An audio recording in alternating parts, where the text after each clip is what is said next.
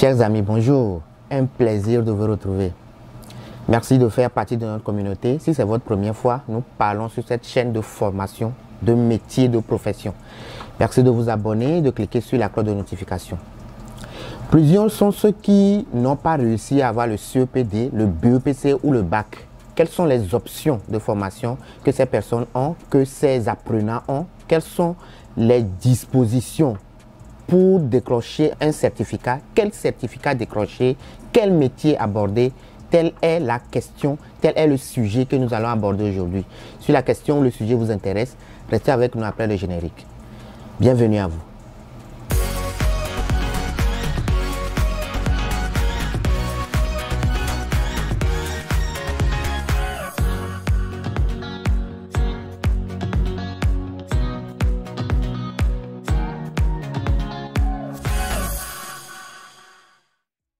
Si c'est votre première fois, merci de vous abonner et de cliquer sur la cloche de notification. Comme vous le savez, vous abonner ne vous coûte rien, mais cela nous fait extrêmement plaisir. Dans le cursus scolaire, nous avons plusieurs diplômes et certains n'ont pas réussi à décrocher ces diplômes-là. Nous avons d'abord le CEPD, le certificat d'études de premier degré, le BEPC, le brevet d'études du premier cycle et le bac, le baccalauréat donc. Il y a des apprenants qui, selon leur capacité et selon des problèmes financiers ou plusieurs raisons, n'ont pas réussi soit à décrocher le CEPD, le BEPC ou le bac. Quelles sont les options de formation que ces personnes ont actuellement? Quels sont les certificats ou les diplômes qu'ils peuvent décrocher à part le CEPD, le BEPC ou le bac? Telle est la question que nous abordons aujourd'hui. Tout d'abord, replatons le décor. Nous sommes tous d'accord que plusieurs sont ceux qui, selon la compréhension, se disent que sans avoir décroché le bac, on n'a plus le choix. On aura des problèmes ou bien on aura des difficultés à réussir sur le plan personnel ou sur le plan professionnel. Ceci est une représentation très fausse. Parce que quand vous n'arrivez pas ou bien vous n'avez pas réussi à décrocher votre bac, vous avez d'autres options.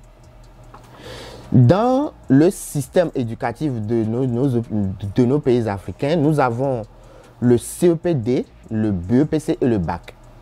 Nous avons des diplômes professionnels, des certificats professionnels qui pourront être abordés au cas où vous n'arrivez pas à décrocher le CEPD.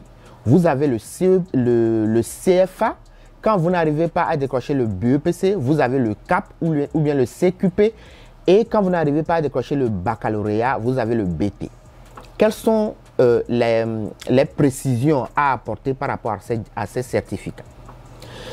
Tout d'abord, il y a la définition même de ces certificats. Le CFA, c'est le certificat de fin de formation. Très souvent, la définition se réfère au centre de formation professionnelle. Il y a le CAP qui est le certificat d'aptitude professionnelle et enfin le BT qui est le brevet de technicien. Le CAP et le CQP se ressemblent. Le CQP, c'est le certificat de qualification professionnelle. Alors, ce qu'il faut comprendre, c'est que dans la plupart des cas, ceux qui ont fait le CAP ou bien le CQP ou bien le BT ont plus de chances à décrocher un métier, ont plus de chances à réussir que ceux qui ont continué les études jusqu'à l'université et décroché une licence ou un master. Expliquons cela. Il faut savoir que quand on a le CAP, donc le certificat d'aptitude professionnelle, on a une certaine facilité d'apprendre un métier, on a une certaine facilité de trouver du travail. Parce que déjà, le taux de chômage et le taux d'insertion professionnelle des jeunes montrent que le certificat ou le brevet de technicien est plus demandé. Les entreprises ou bien les centres d'adaptation à l'entrepreneuriat s'ouvrent le plus à ceux qui ont ces diplômes intermédiaires. Quels sont les certificats d'aptitude professionnelle, les CAP que nous avons dans nos pays? Il faut savoir que nous avons globalement 3 types de CAP, de certificats d'aptitude professionnelle. Nous avons le CAP industriel, le CAP agro-pastoral et le CAP art ménager. Je rappelle qu'aujourd'hui, nous allons tout simplement nous atteler à expliquer et à montrer les conditions d'accès, la durée de la formation et les débouchés du CAP industriel, du certificat d'aptitude professionnelle industrielle. Concrètement, quels sont les métiers qui se retrouvent dans le CAP industriel? Nous avons la mécanique, nous avons la menuiserie, nous avons la maçonnerie, l'électricité et la plomberie sanitaire. Le CAP vous donne la capacité d'apprendre un métier spécifique, vous donne la capacité de décrocher un certificat très demandé dont le taux d'insertion est élevé. Il faut savoir développer les forces de vos faiblesses. Concrètement, c'est-à-dire que, étant donné que vous n'avez pas réussi à continuer les études normales, c'est-à-dire à décrocher un BEPC, à décrocher un baccalauréat, à décrocher une licence, cela constitue peut-être une faiblesse pour vous parce que vos capacités théoriques intellectuelles n'ont pas suffi pour décrocher ces diplômes. Maintenant, ce que vous devez comprendre, c'est que c'est également une force pour vous parce que en termes d'insertion professionnelle, les certificats que vous allez décrocher parce que vous n'avez pas réussi à continuer jusqu'à l'université vous permettent de facilement vous insérer dans la vie professionnelle. Prenons un cas simple. Aujourd'hui, quand vous avez un problème de plomberie, vous avez du mal dans nos pays africains à trouver un plombier spécialiste pour vous aider à résoudre le problème. Quand vous avez un problème d'électricité, vous avez des problèmes à trouver un électricien pour résoudre le problème. Et quand vous avez un problème de menuiserie, c'est toujours le cas. Vous faites face à des difficultés pour trouver un menuisier spécialiste pour vous aider à confectionner un meuble ou bien à confectionner un outil qui devrait vous servir. Le problème est que ceux qui font la licence, par exemple, ne se voient pas aller dans la particularité de résoudre des problèmes spécifiques dans les maisons. Ils sont chaque temps en train de rédiger des lettres de motivation, des lettres de demande d'emploi et autres, alors que ceux qui ont les certificats d'aptitude professionnelle, ceux qui ont les certificats de qualification professionnelle et autres, sont ceux qui facilement vont résoudre des problèmes dans la maison, ils sont plus aptes à créer rapidement un travail, une entreprise pour engager d'autres personnes. D'ailleurs, ce sont eux qui, la plupart du temps, lorsque les autres ont continué à progresser dans la formation, dans les études normales, aller faire le bac, aller faire la licence, aller faire le master, par exemple, pour être électricien. Eux, ils sont déjà, après quelques années de formation, ils sont électriciens qualifiés et ils sont capables d'avoir au moins 3 000 francs, 5 000 francs par jour parce qu'on les appelle pour dépanner tel problème dans la maison, tel problème dans telle entreprise, tel autre problème dans telle structure. Et facilement, ils peuvent se faire 3 000 à 5 000 francs la journée. Jusqu'à 10 ans d'occupation dans la vie professionnelle, ils sont capables, ils ont assez de moyens pour créer leur propre entreprise, pour se faire de la santé financière.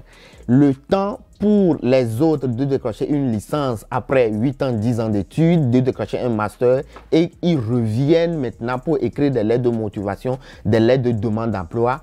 C'est ceux qui ont le CAP, le certificat d'aptitude professionnelle, ou bien qui ont décroché un certificat de qualification professionnelle, qui créent ces entreprises et qui les recrutent. Voyez-vous, ils n'ont pas réussi à avoir le BEPC, ils n'ont pas réussi à avoir le baccalauréat, mais ils ont eu le temps pour créer leur propre entreprise et d'engager maintenant ceux qui ont la licence et ceux qui ont le master.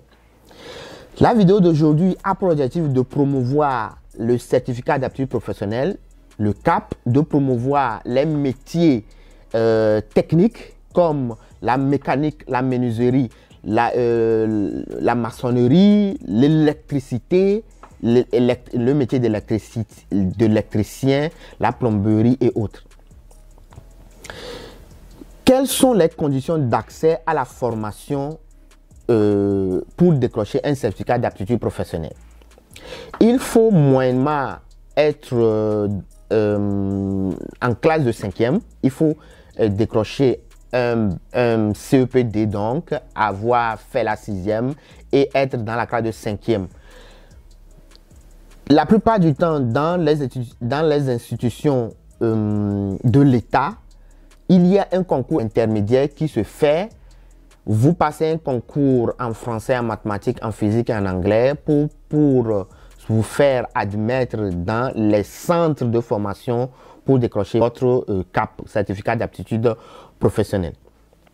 Quelle est la durée de la formation? Les conditions sont relatives et la durée de formation également est relative. Pour la durée de formation, normalement, après votre admission avec le niveau 5e, vous avez moyennement 3 ans avant de décrocher votre certificat d'aptitude professionnelle. Pour ceux qui sont entrés dans cette formation avec un niveau supérieur à la classe de 5e, très souvent, ils font moins de 3 ans pour décrocher leur certificat.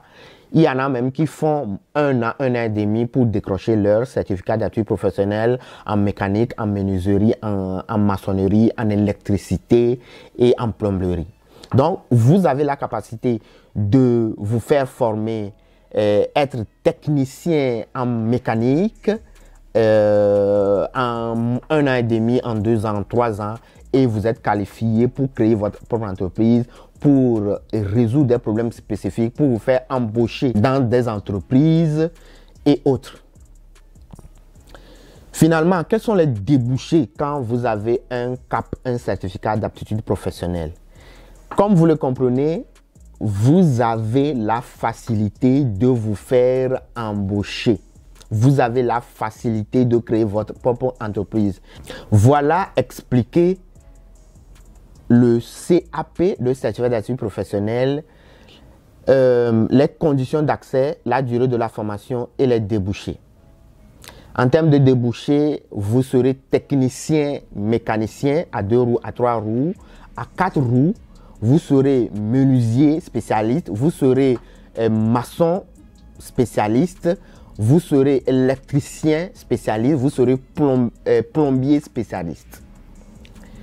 J'espère que cette vidéo vous aura aidé à comprendre l'importance de vous faire former, de décrocher un certificat d'aptitude professionnelle, un CAP. Un plaisir de vous retrouver la semaine prochaine pour parler du BT, pour parler également d'autres formations, d'autres certificats. N'oubliez pas de vous abonner et de cliquer sur la cloche de notification pour recevoir des notifications toutefois que nous publions de nouvelles vidéos. Un plaisir de vous retrouver le samedi prochain. Yakasa.